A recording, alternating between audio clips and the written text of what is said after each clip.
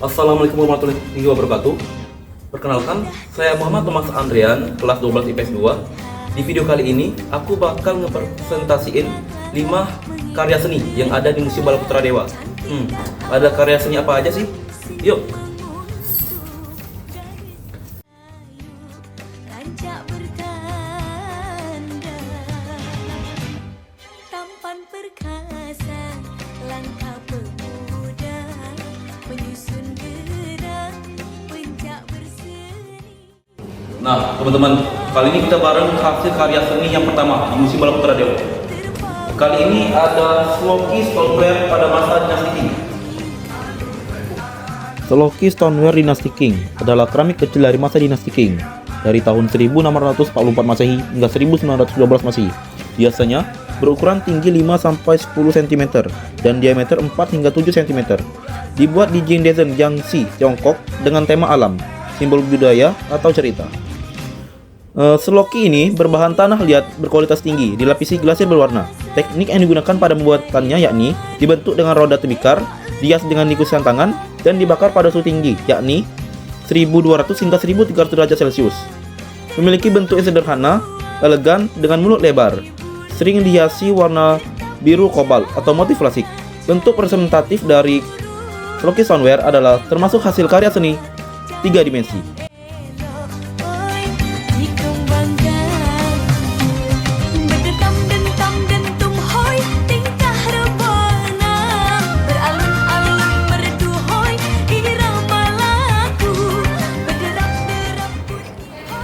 Nah, teman-teman, sekarang kita lagi bareng ke hasil karya seni yang kedua nih di Museum Balaputra Dewa. Kali ini ada kain batik semen. Kain batik semen memiliki ukuran panjang 2 hingga 2,5 meter dengan lebar 1 meter. Kain ini dibuat sejak zaman Hindu-Buddha yang berkembang pesat pada era Kesultanan Mataram pada abad ke-17. Pencipta kain ini tidak dapat diketahui secara pasti, namun banyak ditemukan di daerah Jawa, yakni Solo dan Yogyakarta. Namun, kain batik semen yang ada di Museum Balaputra Dewa ini dibatik oleh Sarijah Nyung atau lebih dikenal dengan Ibu Sud dan diberikan kepada Haja Raden Ajeng Mastura sebagai hadiah pernikahannya dengan Dr. Akagani. Kapan dan di mana dibuat? Diproduksi sejak zaman kerajaan di Jawa. Kain ini memiliki tema kesuburan dan keseimbangan dengan motif tumbuhan, gunung, awan, dan burung. Kain batik ini berbahan kain mori atau katun, sutra, dan malam. Teknik dan alat ialah menggunakan batik tulis, canting, atau cap stempel dengan pewarna alami. Bentuk representatif dari kain batik semen adalah termasuk hasil karya seni 2 dimensi yang melambangkan harmoni alam.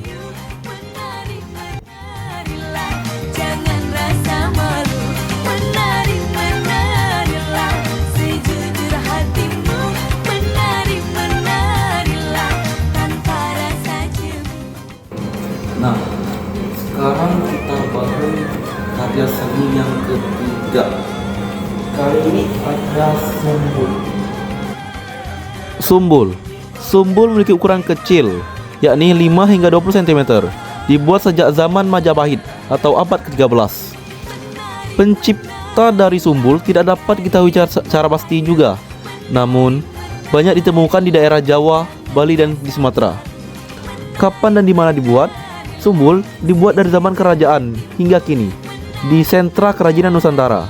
Sumbul memiliki tema flora, fauna, dan simbol tradisional. Bahan dan teknik yang digunakan pada pembuatan sumbul yakni logam mulia atau tembaga dengan teknik ukir, cetak, cor, dan penyempuhan.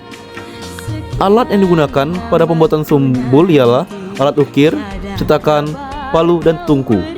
Bentuk representatifnya ialah sumbul termasuk salah satu hasil karya seni 3 dimensi dengan ornamen kecil, detail yang simetris untuk hiasan atau perlengkapan adat.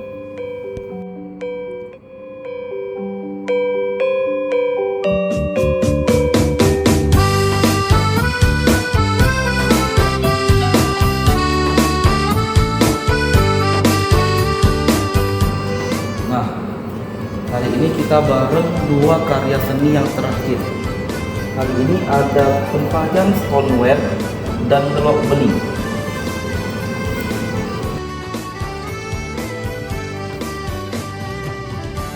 Tempayan stoneware. Tempayan stoneware memiliki ukuran tinggi 50 hingga 100 cm dengan diameter 30 hingga 60 cm yang dibuat pada tahun 206 sebelum Masehi atau sejak masa dinasti Han hingga era perdagangan Asia Tenggara atau abad ke-9 hingga abad ke-16. Pencipta tempayan stoneware ialah pengrajin Cina, terutama dari Guangdong, Fujian, atau Jiangxi. Kapan dan di mana dibuat? Awalnya di Cina, kemudian tersebar di Asia Tenggara. Tempayan stoneware memiliki tema motif naga, awan, atau simbol alam.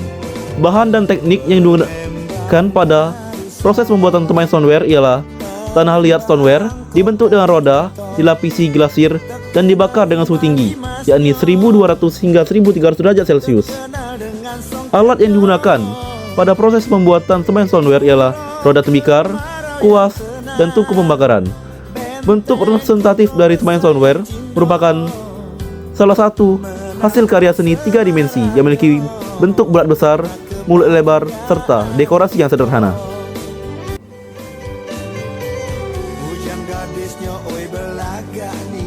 Gelok beling adalah wadah tradisional dari kaca yang digunakan untuk menyimpan air atau bahan cair.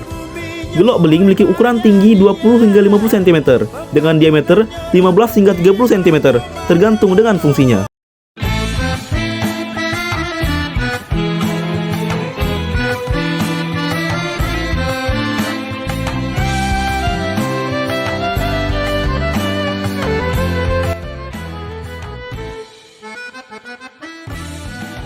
Baiklah, yang pertama di sini ada karya seni rupa 3 dimensi yang bernama siwar.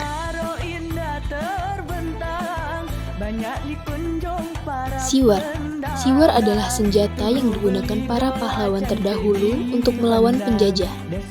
Hulu siwar terbuat dari kayu yang berbentuk seperti orang menunjuk dan bagian sampiran memiliki ukiran. Karah siwar dilapisi besi. Hulu siwar terdapat tali hitam yang menjuntai. Warangkannya terbuat dari kayu. Bagian tengah badan siwar terlihat pecah atau retak. Fungsi utamanya untuk melindungi diri atau menyerang musuh. Selain itu, memiliki fungsi sosial yaitu sebagai pelengkap pakaian adat. Untuk ukiran siwar sendiri ada 3 jenis. Yang pertama, warangkannya, panjangnya sekitar 20 cm. Yang kedua, bilah, panjangnya 18,2 cm. Yang ketiga ada hulu, panjangnya 5,5 cm dan lebarnya 8 cm. Untuk yang kedua ada karya seni rupa 3 dimensi yang bernama kain sulaman. Kain sulaman ini awalnya merupakan kain yang ada pada sarung bantal, lalu diambil bagian sulaman aslinya. Kain ini memiliki warna dasar kuning dan pada bagian sulaman bermotif tumbuhan berwarna merah dan emas. Beberapa benang pada kain ini sudah terlepas pada bagian pinggir kain. Secara estetika, kain sulam digunakan untuk menghias pakaian, aksesoris, dan dekorasi interior, memberikan sentuhan artistik. Dalam konteks budaya, sulaman seringkali mengandung simbolisme dan tradisi, mencerminkan identitas dan warisan. Selain itu juga, kain sulaman juga bisa memiliki fungsi praktis, seperti menambah kekuatan atau daya tahan pada tekstil. Selanjutnya, untuk yang ketiga ada karya seni rupa 3 dimensi yang bernama fragmen kepala arca Buddha. Fragmen kepala arca Buddha ini terbuat dari batu, berwarna abu-abu, digambarkan memakai mahkota yang tidak terlalu tinggi atau menyerupai topi pendek. Merupakan peninggalan masa penyebaran agama Buddha di Sumatera Selatan. Untuk ukuran lebarnya yaitu 11,5 cm dan tingginya 22 cm.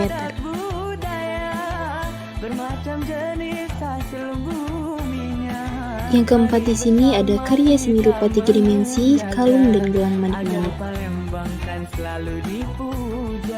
Kalung manik-manik kaca dari desa Karangagung merupakan salah satu hasil budaya yang berhubungan dengan tradisi dan sejarah lokal di Indonesia, khususnya pada masa Kerajaan Sriwijaya.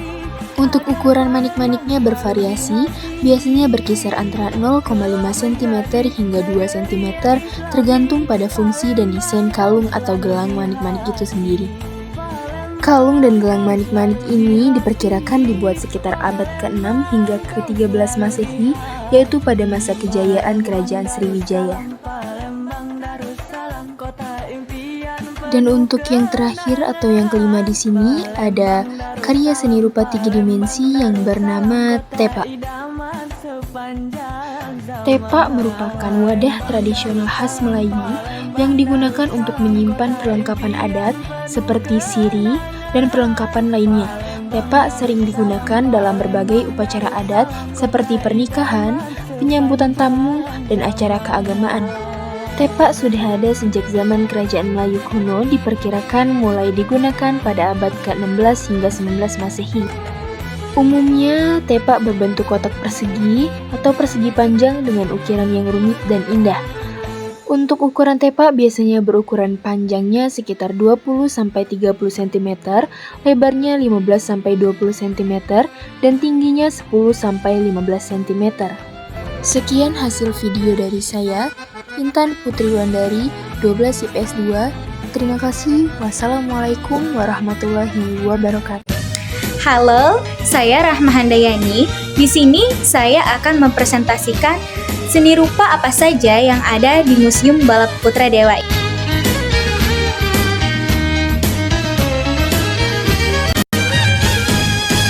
Delik belumban perahu bidar di sungai Musi. Jangan lalu po melita lo abang. Cantik upo penyabang dan Halo, saya Rahma Handayani akan mempresentasikan mengenai seni rupa Arca Dayana Buddha. Arca Dayana Buddha merupakan arca yang didirikan pada abad ke-7-9 Masehi. Arca ini, Arca Dayana Buddha ditemukan di Sungai Musi yang melambangkan kedermawanan. Untuk panjangnya itu 7 cm dan lebarnya itu 7 cm juga, dan untuk tingginya yaitu 16 cm. Arca ini dipercaya dibuat oleh para Buddha pada masa tersebut. Arca ini dibuat dengan bahan bambu menggunakan cetak sulur kiri. Nah, arcanya ini ya, Arca Dayana Buddha. Untuk representasi arca tersebut ialah merupakan seni rupa 3 dimensi. Baik, selanjutnya yaitu prosesi kedudukan bukit merupakan prosesi berbentuk batu yang berasal dari batu pasir. Batu ini memiliki ukiran atau pahatan yang bertuliskan aksara kuno. Prosesi ini dibuat menggunakan teknik pahat dengan alat atau bahan yaitu pemahat, palu, dan alat-alat sederhana lainnya.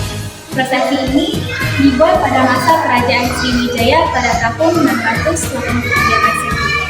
Yang dibuat oleh kerajaan sendiri yaitu Dapunta yang Sriwijayasana yang bertemakan pendirian Kerajaan Sriwijaya tersebut. Seni rupa tersebut tergolong ke dalam seni rupa 2 dimensi karena dia hanya memiliki panjang dan lebar saja, tapi tidak memiliki kedalaman seperti patung atau relief lainnya.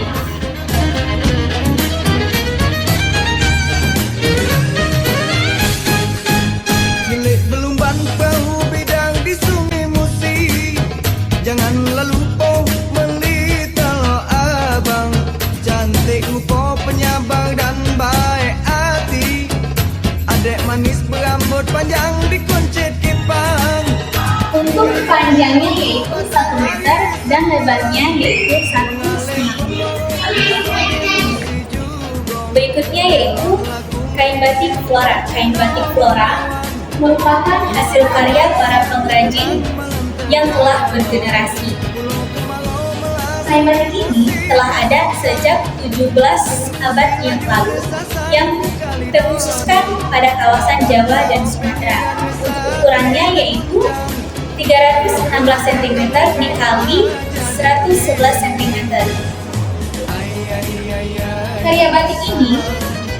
Karya batik flora ini bertemakan mengenai keindahan, kesuburan tanah, keharmonisan alam, dan lain-lainnya. Karya batik ini merupakan tergolong ke dalam seni rupa dua dimensi karena hanya memiliki panjang dan lebar saja. Pecahnya mudah tapi saronian. Ay, sama nyari bini yang benar-benar toloan. Ay, sama pecahnya mudah tapi saronian. Baik, selanjutnya yaitu arca batu gajah yang terbuat dari batu andesit dengan tinggi 94 cm, lebar 201 cm dan ketebalan 164 cm. Sama nyari bini yang benar-benar toloan. Sama Arca ini dipercaya merupakan bentuk kecanggihan teknologi pemahatan pada masa megalitikum. Arca ini merupakan bentuk sakral yang menggambarkan seorang kesatria yang sedang menunggangi gajah dengan belati yang terbuat dari logam. Arca ini telah ada sejak 1 abad yang lalu. Arca ini merupakan seni rupa yang tergolong ke dalam seni rupa 3 dimensi. Berikutnya yaitu lukisan manusia purba. Lukisan manusia purba telah ada sejak 40.000 tahun yang lalu. Lukisan ini bukan di Gua Harimau pada tahun 2009 yang lalu.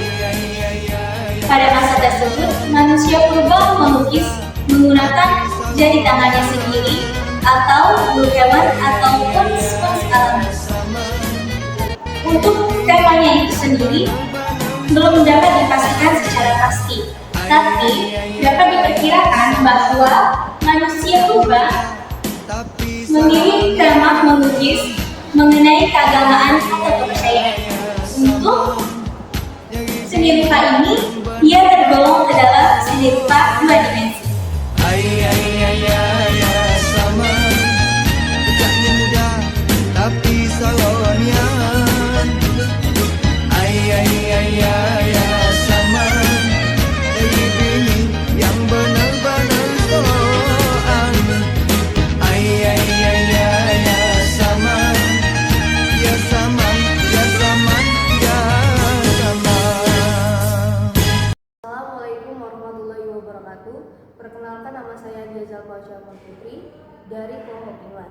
Di sini saya akan mempresentasikan mengenai 5 seni rupa. Baik, yang pertama saya akan menjelaskan mengenai canting cap. Canting cap juga dikenal sebagai batik cap. Ukurannya dari 5 cm hingga 30 cm. Canting cap dibuat pada tahun 1811 dari bahan kayu. Canting cap tidak memiliki pencipta tunggal karena merupakan hasil inovasi kolektif dari pengrajin batik di Indonesia. Canting cap dibuat di Pulau Jawa sekitar tahun 1900-an. Tema yang digunakan dalam canting cap bervariasi mulai dari flora, fauna, geometris hingga simbol budaya. Bahannya berupa kain, malam, dan pewarna. Tekniknya menggunakan cap yang dicelupkan ke dalam malam. Alatnya berupa canting, cap, dan kompor untuk mencairkan malam. Bentuk canting cap berupa 3 dimensi. Baik, yang kedua saya akan menjelaskan mengenai arca Wisnu. Arca Wisnu memiliki ukuran 1 hingga 3 meter sesuai dengan periode dan daerah pembuatannya. Arca Wisnu dibuat antara abad ke-8 hingga ke-15 Masehi. Arca Wisnu tidak memiliki pencipta tunggal. Ia merupakan hasil karya para seniman dan pengrajin yang beroperasi di bawah patronase kerajaan pada waktu itu, seperti Majapahit dan Sriwijaya. Arca Wisnu biasanya dibuat antara abad ke-8 dan ke-15 Masehi. Tema Arca Wisnu adalah dewa pelindung dan pemelihara dalam agama Hindu. Bahannya terbuat dari batu seperti andesit atau granit, serta kadang-kadang dari logam. Tekniknya berupa pahat dan ukir, dengan detail yang rumit. Alatnya berupa alat pahat tradisional seperti pahat besi dan batu. Bentuk Arca Wisnu berupa 3 dimensi. Yang ketiga, saya akan menjelaskan mengenai stupika. Stupika itu sebuah stupa kecil untuk nazar. Ukurannya bervariasi, umumnya memiliki sekitar 30 cm hingga 1 meter. Stupika dibuat pada periode terutama antaranya abad ke-7 hingga ke-14 Masehi. Stupika merupakan hasil karya para seniman dan arsitek yang berkolaborasi dalam proyek keagamaan. Stupika banyak ditemukan di wilayah Asia Tenggara, termasuk Indonesia, terutama di daerah yang dipengaruhi oleh kebudayaan Buddha. Tema stupika berkaitan dengan ajaran Buddha, seringkali menggambarkan aspek spiritual seperti pencapaian nirwana dan berfungsi sebagai tempat penyimpanan relik suci. Bahannya terbuat dari batu, bata, atau bahan lainnya. Tekniknya menggunakan pembangunan dan pengukiran, seringkali dengan ornamen yang rumit. Alatnya berupa alat pahat, mortal, dan material dan bangunan tradisional. Bentuk stupika berupa 3 dimensi. Baik, yang keempat, saya akan menjelaskan mengenai Perajang Tembakau. Perajang Tembakau memiliki ukuran sekitar panjangnya 20 hingga 30 cm dan lebar sekitar 5 hingga 10 cm. Perajang Tembakau telah dibuat sejak abad ke-19, terutama di daerah-daerah penghasil tembakau di Indonesia, seperti Jawa. Perajang tembakau tidak memiliki pencipta tunggal, melainkan merupakan hasil karya para pengrajin lokal yang mengembangkan alat ini sesuai kebutuhan masyarakat. Perajang tembakau banyak digunakan di Indonesia, terutama di Pulau Jawa sejak abad ke-19.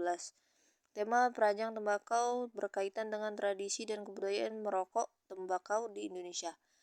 Bahannya terbuat dari kayu, tetapi ada juga yang terbuat dari logam atau bahan komposit. Tekniknya dikerjakan dengan teknik pemotongan dan pengukiran. Alatnya berupa alat pemotong dan pahat untuk mengukir. Bentuk perajang tembakau berupa 3 dimensi. Baik, ini penjelasan terakhir atau yang kelima. Saya akan menjelaskan mengenai tameng kayu. Tameng kayu memiliki ukuran sekitar 50 cm hingga 1 meter. Tameng kayu telah dibuat sejak zaman prasejarah dan terus digunakan hingga saat ini. Tameng kayu tidak memiliki pencipta tunggal. Ia merupakan hasil karya komunitas lokal dan pengrajin. Tameng kayu banyak ditemukan di berbagai budaya di seluruh dunia, termasuk Indonesia, dan biasanya dibuat pada masa ketika perang dan konflik berlangsung, terutama pada abad ke-15 hingga ke-20. Tameng kayu berkaitan dengan pertahanan dan perlindungan. Bahannya terbuat dari kayu solid, seringkali dipilih karena kekuatannya, dan tekniknya dikerjakan dengan teknik pemotongan, pengukiran, dan finishing. Alatnya berupa alat pahat, gergaji, dan alat finishing untuk merapikan permukaan. Bentuk tameng kayu berupa 3 dimensi. Oke, yang pertama di sini ada kalung manik-manik. Nomor 2, kalung manik-manik ini merupakan milik Bapak Suratman Hendra yang dihibahkan ke Museum Negeri Bala Putra Dewa ini pada tanggal 25 Maret tahun 1991. Di sini dapat kita lihat berbentuk bulat, bulat panjang, bulat gepeng, dan pipih. Warna biru transparan, hitam, putih, kuning, coklat, dan merah, hati, hijau, dan abu-abu. Jumlah keseluruhannya masing-masing di sini tertulis 107, 55, dan 97 butir. Disusun bervariasi dari tiga untai kalung di sini. Dapat kita lihat kembali untai kalung. Pembuatannya menggunakan teknik tarik, hasil penarikan berupa kaca yang dipotong-potong sesuai ukuran yang dikehendaki.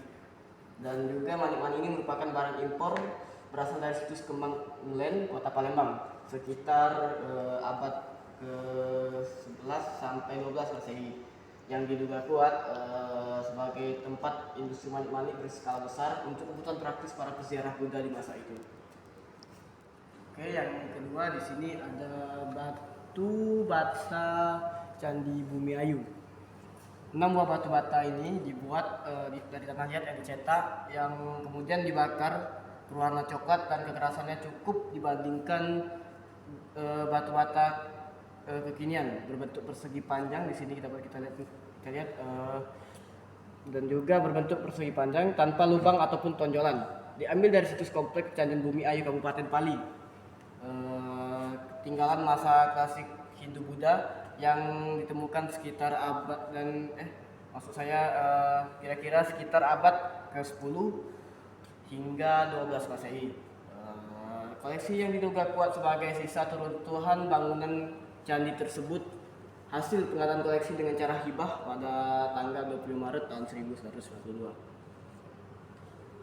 Oke, yang ketiga itu ada keris Palembang. Keris Palembang ini terdiri dari 3 bagian, yaitu bilah, warangka, dan hulu. Bagian bilah terbuat dari besi dan bagian warangka serta hulu terbuat dari kayu. Dan juga bagian pagar hulu terdapat hiasan perak. Hiasan perak dengan motif sulur-suluran dan geometris. Keris Palembang ini memiliki lock dan tidak berpamor. Pada masa Kesultanan Palembang, keris merupakan senjata yang dimiliki oleh kaum bangsawan. Selain itu, untuk senjata ini juga digunakan sebagai sarana perlengkapan pakaian pada upacara perkawinan. Dari data yang kami dapat, keris ini dibuat oleh para empu, yaitu pengrajin pada zaman Kesultanan Palembang. Dan juga ini tahun pembuatannya kira-kira dari abad 10 hingga ke abad 12 Masehi di zaman Kesultanan Palembang. Keempat, di sini kita lihat pistol pada zaman VOC. Dari bentuknya ini terbuat dari besi, kayu, dan kuningan. Cara kerjanya yaitu diisi peluru dan juga ditarik pelatuknya dan menimbulkan ledakan percikan api yang mendorong peluru itu keluar. Pistol VOC ini dibuat sepertinya di Eropa pada kisaran abad ke-14 hingga ke-17 pada zaman kejayaan VOC. Dan juga pemiliknya yaitu kaum bangsawan VOC pada zaman VOC lagi berjaya di Indonesia. Dan juga dari bentuknya ini panjangnya sekitar 30 hingga 60 mungkin cm dengan berat sekitar 1 kilo atau 2 kilo. Dapat kita lihat di sini desainnya. Ini seperti kalau di zaman sekarang nampaknya ini sejenis shotgun SG2 kalau nggak salah. Sepertinya desainnya ini didesain klasik. Dan juga senjata ini masih digunakan dengan versi lebih modern di zaman sekarang. Oke, yang terakhir di sini ada lumpang batu. Dibuat dari batu andesit. Lumpang batu ini berfungsi sebagai pengolah makanan atau biasa sepertinya digunakan untuk menumbuk biji-bijian, pembuatan penghalus, ngulek-ngulek cabai sepertinya. Dan juga ini berbentuk berdiameter kisaran, kalau dilihat-lihat ini 30 sampai 60 cm. Dan juga kita lihat di sini tahun pembuatannya ini zaman Megalitikum sekitar tahun 2500 Masehi. Dan juga diciptakan oleh pengrajin batu pada masa itu.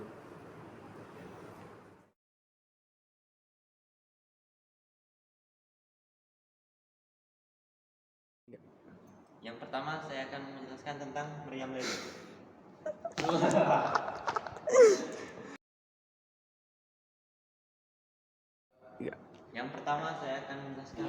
Yang pertama ada meriam lelo. Meriam lelo berukuran tidak pasti, sekitar 90 cm sampai 100 cm. Tahun pembuatannya diperkirakan pada abad ke-16 sampai ke-17. Pencipta meriam ini tidak diketahui pasti karena ini dibuat oleh pengrajin senjata. Meriam lelo ditemukan di Pulau Lelo yang terletak di perairan sekitar Sulawesi. Tanggal pastinya tidak diketahui. Tema meriam ini mengangkat tema militer dan pertahanan. Bahan teknik dan alat. Meriam lelo dibuat dari logam dengan teknik pembuatan yang melibatkan pengecoran logam dan menciptakan bentuk meriam. Bentuk meriam lelo berbentuk representatif, yaitu 3 dimensi. Selanjutnya saya akan menjelaskan tentang penggiling kapas. Sesuai namanya, teknologi tradisional ini digunakan untuk menggiling kapas. Yang kedua ada penggiling kapas, ukurannya bervariasi tergantung pada desain dan penggunaannya. Tahun pembuatannya sekitar abad ke-19, penciptanya diinovasi oleh masyarakat tradisional dari berbagai belahan dunia. Kapan dan di mana karya dibuat? Penggiling kapas dibuat di daerah penghasil kapas seperti Indonesia dan negara-negara lain di Asia Tenggara. Tema yang digunakan adalah pertanian dan pengolahan bahan alam. Bahan teknik dan alat adalah terbuat dari bahan kayu, menggunakan teknik pahat, dan alat yang digunakan adalah pahat. Bentuk penggiling kapas adalah bentuk representatif 3 dimensi. Selanjutnya, grengseng kuningan.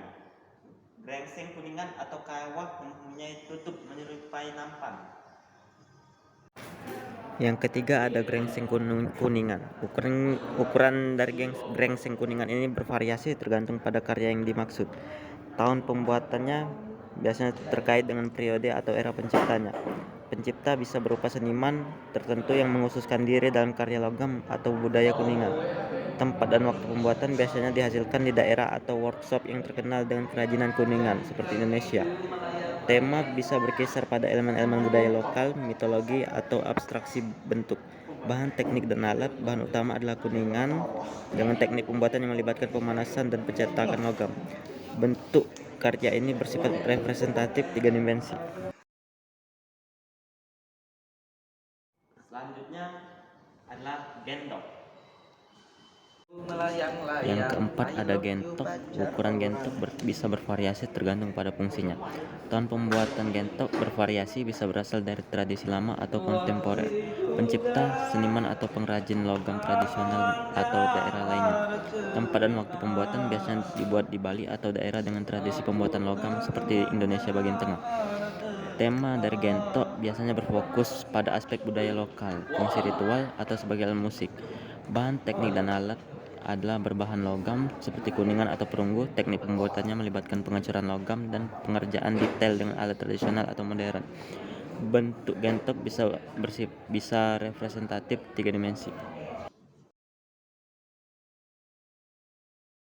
Dan yang terakhir ada tempayan. Ukurannya bervariasi, biasanya memiliki diameter 30-100 cm dengan tinggi 40-120 cm. Tahun pembuatannya tidak diketahui pasti karena tempayan sudah digunakan sejak zaman prasejarah hingga sekarang. Pencipta dibuat oleh pengrajin tembikar atau keramik di berbagai daerah. Kapan dan di mana karya dibuat? Tempayan ditemukan di banyak negara seperti Indonesia, Malaysia, Thailand, Vietnam, dan Tiongkok. Pembuatan tempayan sudah ada sejak zaman Neolitikum dan berkembang pesat pada masa kerajaan-kerajaan kuno. Tema dari tempayan adalah fungsionalis dan dekoratif. Bahan teknik dan alat, bahan yang digunakan adalah tanah liat, kadang-kadang dicampur dengan pasir atau serbuk gamping. Teknik adalah teknik putar, teknik pilin, atau cetakan tangan. Alat adalah meja putar, cetakan kayu, pisau ukir, dan tungku pembakaran. Bentuk dari tempayan adalah bentuk representatif 3 dimensi.